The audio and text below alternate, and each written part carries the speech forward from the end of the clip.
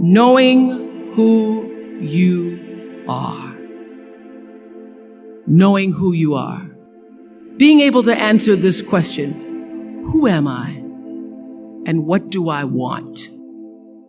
You know, many times when I go out of the country, I am baffled by that question. To explain what is your occupation. I've stood there for 10 minutes. Well, am I a talk show host? Well, I'm more than a talk show host. Am I a businesswoman? I'm a businesswoman. I'm more than a businesswoman. Am I an entrepreneur? I'm more than an entrepreneur. So I just leave it blank or self-employed. So I'm not asking for the roles that you play as daughters. I'm not asking that question. What are the roles that you play as a daughter, as a friend, as a sister? You're going to be a lawyer. You're going to teach. You're going to be a pharmacist. I'm asking the bigger question of who am I? Who am I really? My answer is I am God's child. I am that which is born of all that is. I am, as Pierre de Chardin said, a spiritual being having a human experience.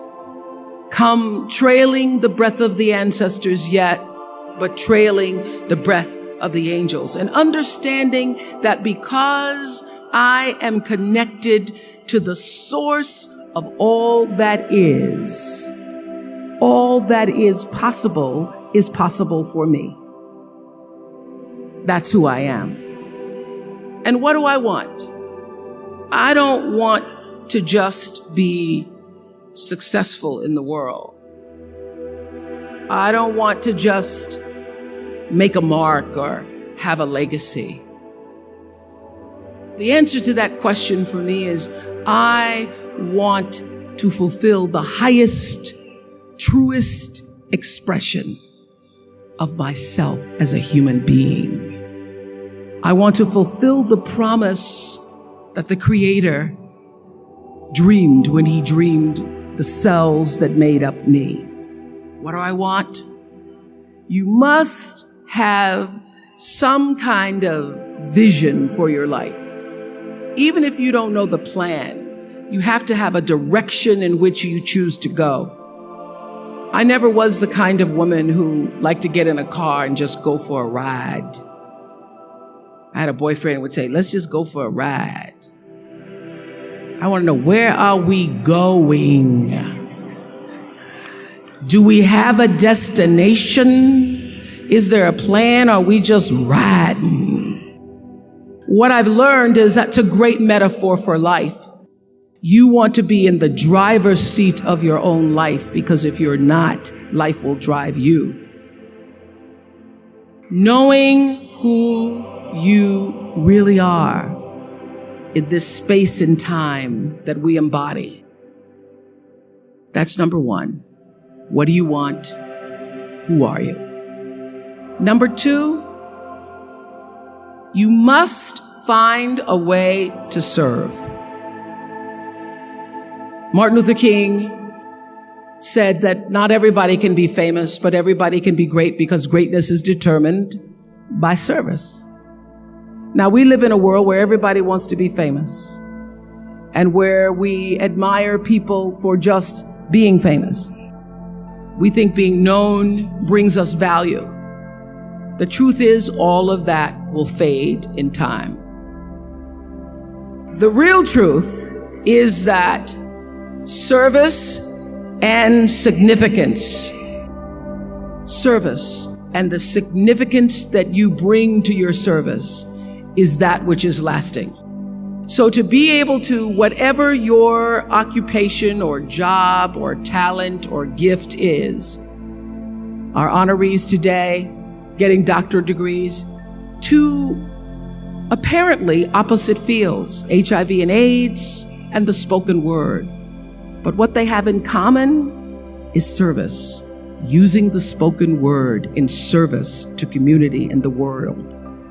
Using your knowledge and information about HIV and AIDS and medicine in service to the world. And if you look at all the most successful people in the world, whether they know it or not, they have that paradigm of service. Everybody's talking about Mark Zuckerberg and the IPO. Service. Jay-Z rapping. Service. Through the word, to people, through song. For many years, I was really just happy to be on TV, and people would stop and say, "Oh, you on TV?" "Yeah, I'm on TV. I like being on TV. It's a nice job." That I went back and I took a long look at what it was I was doing on TV and made a decision that I was no longer going to just be on TV, but I was going to use TV as a platform, as a force for good, and not be used by TV. And I will tell you, my decision to make that significant change in the way I operated on television, using television as a service, changed my career exponentially. Service through medicine, service through art, using whatever it is you produce, your product, as a way of giving back to the world. When you shift the paradigm of whatever it is you choose to do to service, and you bring significance to that, success will, I promise you, follow you. Service and significance equals success. That's number 2. Number 3, it's so simple, but so hard to do. Always do the right thing. Be excellent. People notice. Think of how you notice. You go to Taco Bell, somebody gives you an extra napkin and some sauce. You notice. You want to go back to that person, because even at Taco Bell, excellence shows itself. Be excellent. Let excellence be your brand. Everybody talks about building a brand. I never even knew what that was. When people say, "You're a brand," I would say, "No, I'm just Oprah."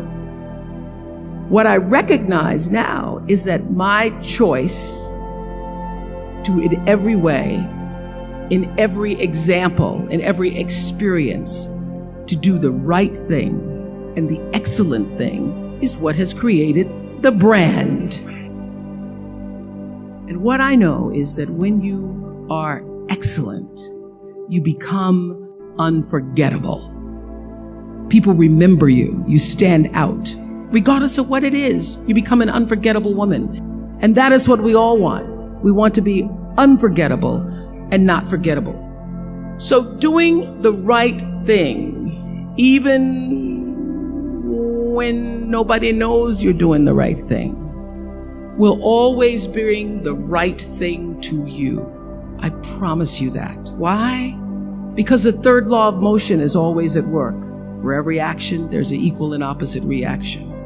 That is so true in all of our lives. That's what Newton said. Celia in The Color Purple said it.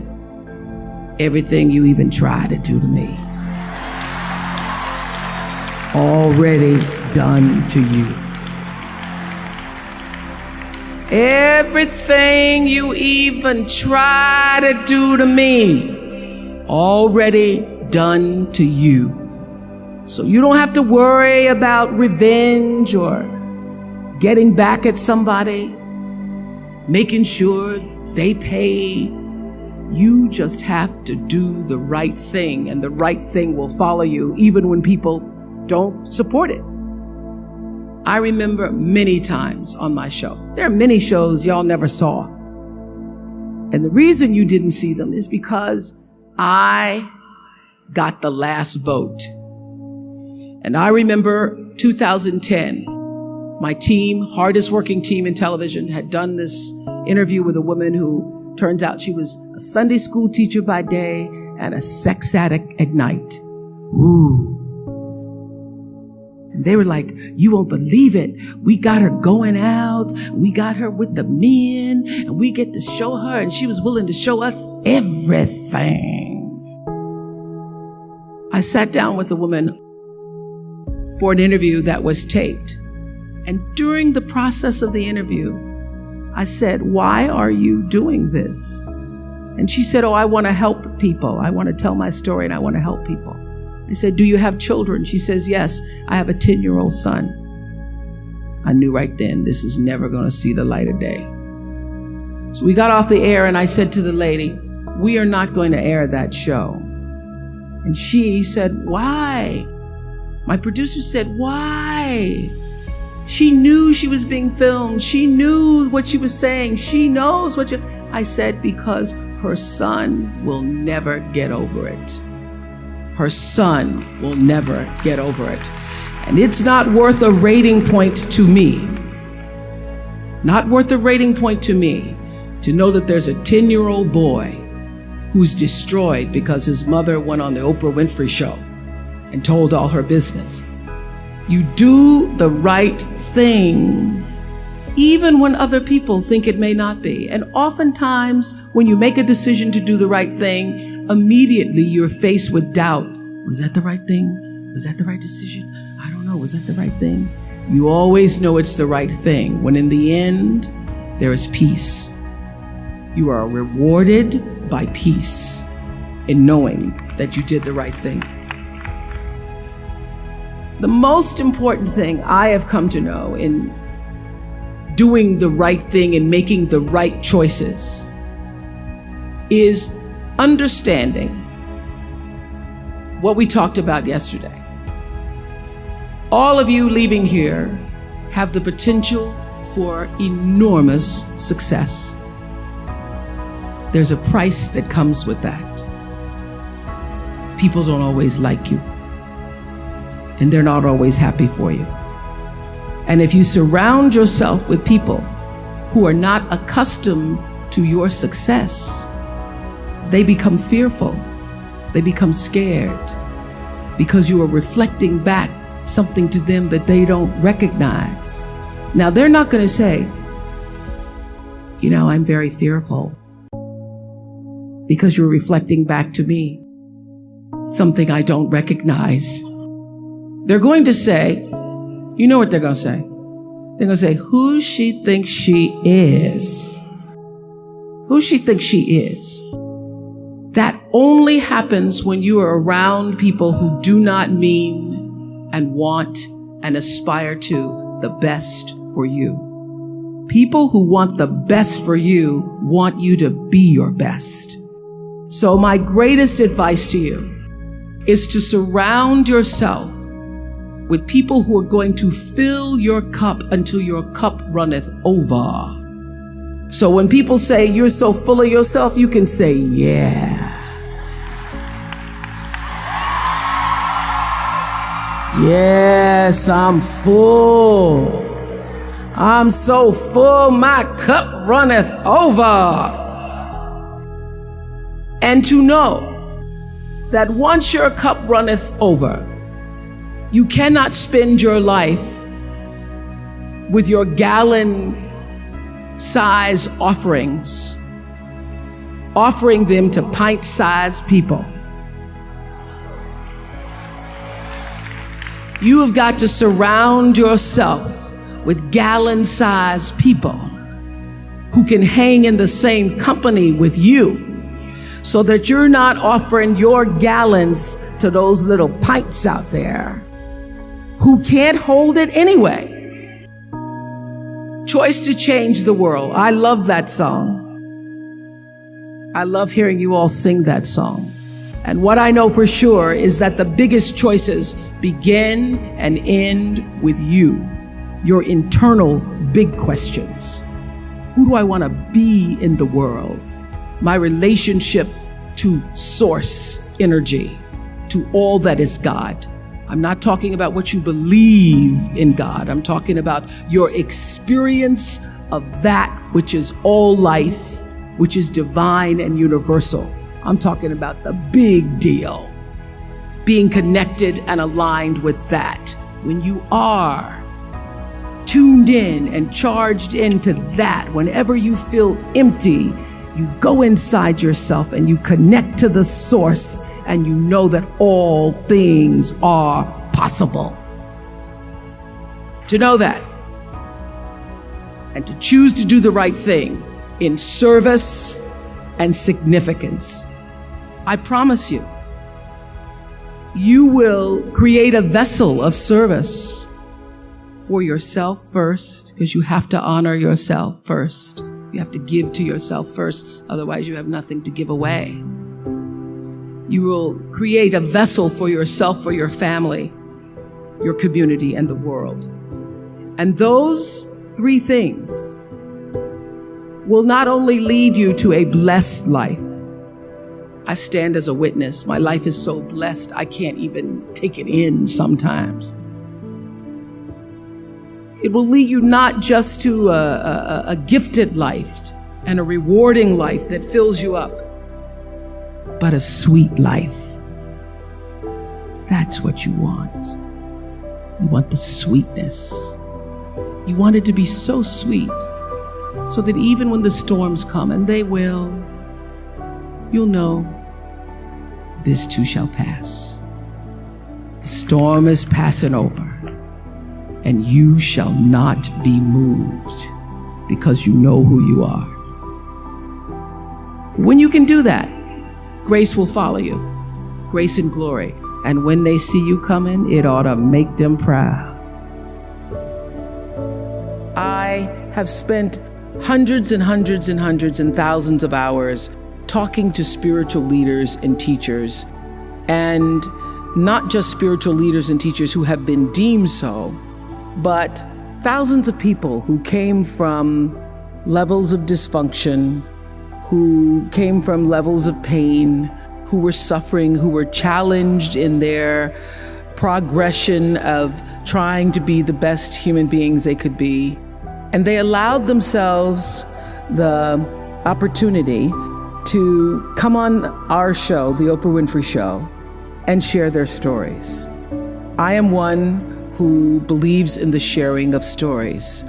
I believe in the process of sharing, period, because I know that all life gets better when you share it. And those thousands of people who have been guests on the show, and many of them who are also audience members, have been my greatest teachers. And I would say that one of my gifts that I've had since I was a little girl growing up in Mississippi, being raised on a tiny little acre farm with my grandmother, is that I knew how to pay attention. I was a great observer of life. And I grew up believing that I was indeed for sure God's child. It's because every Sunday I sat in our little church down the road, a dirt road from where my grandmother lived. No running water, no electricity, but the church is down the road from us, and we could hear the singing as I was getting dressed for Sunday school. And I'd always sit on the left-hand side, the left pew, in the second row. And I would listen to the preacher preach about the Lord thy God is a loving God, and sometimes he would say the Lord thy God is a jealous God. But most important, I heard him say, you are God's child, and through God all things are possible. And I literally took him at his word, so that by the time I was had to leave my grandmother because she became ill, and I was sent to live in Milwaukee with my mother, who had two other children, I got beat up on the playground because when people would ask me, who is your daddy? I would say, Jesus is my daddy. Sometimes he's my brother. And God is my father. But what I now know and have learned, that my view of God, although I call that God in a box and all that, although that has, my vision of God has expanded to be inclusive of all things, all. God is all, God is law, God is all, in all things. Not just the guy sitting up with the beard. And now that view of God has expanded, I still understand how important it was for a little colored girl. We weren't even black yet, not to mention African American. You know what I mean, Harry? A little colored girl in Mississippi for whom there was no vision of hope or possibility. My grandmother's greatest desire for me, as she had been a maid and her mother before her had been a maid, her greatest desire was that I would grow up one day and be able to do the same. And she wished for me that I would be able to, she used to say, I hope you get some good white folks when you grow up. I hope you get good white folks who treat you good. So my grandmother would have no idea of the life that I now lead with good white folks who are working for me. She just wouldn't get it. She wouldn't get it. She wouldn't get it, but somehow I think she must know, and she's up around in the spirit realm saying, Lord have mercy, I didn't see it. But I now know that having that belief system, that something greater than me was in charge of my destiny, of my fate, that it wasn't just me alone having to survive for myself, is the thing, is the value, is the rock that has sustained me. So my vision, my perception, my understanding of what it means to be a universal citizen has grown as I came to understand Acts 17:28, my favorite Bible verse that says, in God I move and breathe and have my being. So my every attempt in life has been, since I was a little girl, to be in that space that I call God, to literally live in the breath that is God, to live in the breath and allow the breath to breathe me as God. And that is the reason I see I have been able to manage fame, handle the success, grow in grace, grow in the wisdom and glory that is offered by that space that I know to be God. Because in God, I live and breathe, I move and breathe, and I have my being. And everything that I do and all that I am comes up and out from the center of that space, even when I didn't know what to call it. So I have paid attention to my life because I understand that my life, just like your life, is always speaking to you, where you are, in the language, with the people, with the circumstances and experiences that you can understand and interpret if you are willing to see that always life, God, is speaking to you. Now, it took me a while to actually really get this and to understand it, but once I did, I started paying attention to everything. And one of the reasons why I can now accept the fact that I can offer my gatherings of information and wisdom and call myself a spiritual teacher is that every single person who ever came on my show, and I hear there's like 37,000 guests I've talked to, a lot of them came from dysfunction and a lot of them wouldn't appear to be teachers, but every one of them had something to say that was meaningful and valuable and that I could use to grow myself into the best of myself, which is what all of our jobs are. Your number one job is to become more of yourself and to grow yourself into the best of yourself. One of my greatest teachers was a man named John Diaz. We were doing a show called Would You Survive? And on Tuesday, October 31st in 2000, Singapore Airlines Flight 006, a Boeing 747 from Taipei to Los Angeles, took off with 179 souls aboard. 4 crew and 79 passengers perished in that flight, a total of 83 fatalities. There was a typhoon rolling through at the time, and the plane went down the wrong runway. Now, what's interesting, John Diaz was on that plane, and he had several indications, which I'll talk about later, whispers, that he shouldn't have gotten on the plane. But he did anyway. He got on the plane, and he managed to be one of the survivors. And on the Oprah show, I was asking him, what do you think it was that you were one of the survivors? And I said, do you think it was your position on the plane? Because he was in first class and he was sitting on the right next to an exit door. And he said, yes, I think it might have been the position of the plane. And also my quick thinking, he says, and the fact that I didn't stop moving. So I said, you don't believe, you're not a religious man? You don't believe that there was some kind of divine intervention going on there? He goes, no, I'm not a religious person. I do not believe that it was anything divine.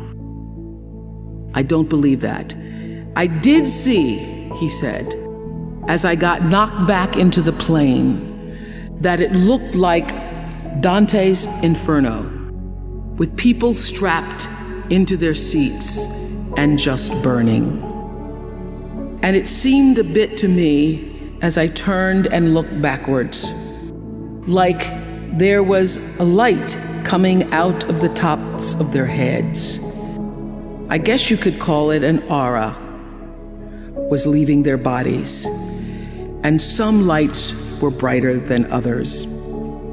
It changed, he said, it changed me. It gave me a new kind of spirituality, in a sense, that I now believe somehow, I don't know how, but life continues on somehow through that light. And I thought, I'm not a religious man, but I thought the brightness and dimness of the auras were how one lives one's life, so to speak.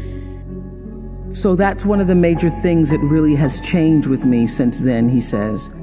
I want to live my life so my aura, when it leaves, is one of the brightest ones. That's one of those moments that happens and you know that it's bigger than a show about survivors. Because I always knew that when I am moved, at least a million other people might be too. Because if I can feel it, and there are 20 million people watching around the world, it means that somebody else also felt and heard the same thing. That's what connection is. So I thought a lot about that. And thought about it, obviously, in thinking about, in preparing to talk to you all today, about how does one lead a meaningful life? Because ultimately, isn't that what we all want? We want to lead a life so that however we transition, people can say, wow, that was a bright one. That was a bright light. First of all, I think that it comes from a deep sense of awareness about who you are and why you're here. It comes from being in touch with, on a regular basis, the appreciation and the holy gratitude that should fill each of our hearts on a regular basis, just knowing what a privilege it is to be here and to be human. Close your eyes for a moment, will you please? And breathe with me. Just close your eyes. And if you will, put your thumb to your middle finger and gather your other fingers around. And let's feel the vibration and pulse of your personal energy as you take 3 deep breaths with me. Inhale. And as you exhale, just feel the vibration, energy, blood pulsating through your body, through you. And another inhale.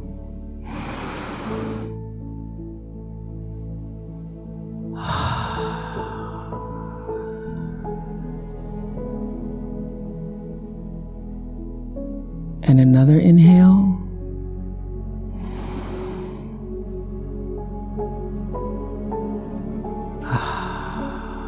And keep your eyes closed.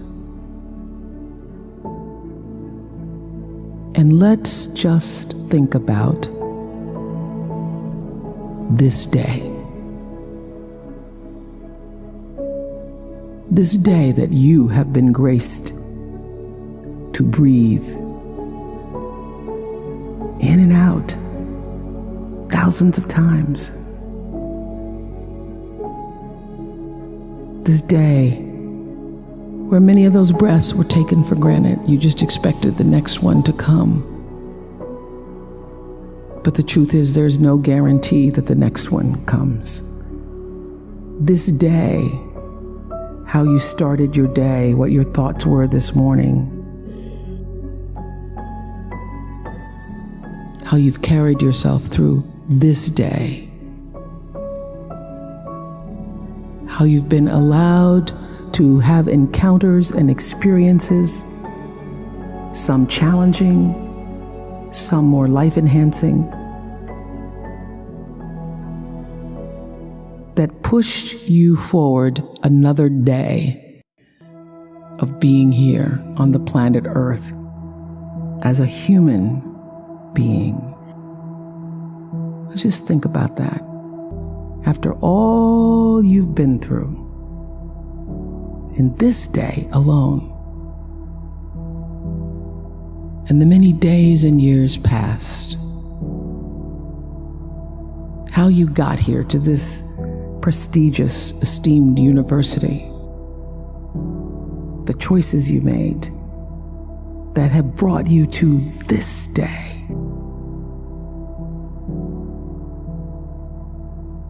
Open your heart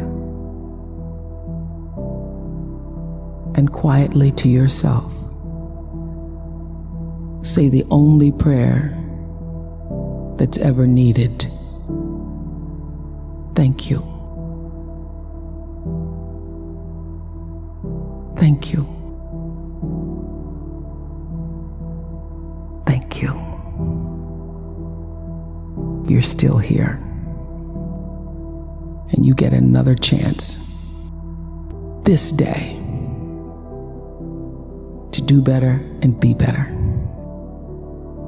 Another chance to become more of who you were created and what you were created to fulfill. Thank you. Amen. Open your eyes. That's how it starts. That is the foundation for meaning and purpose in your life, is to bring yourself back to your breath.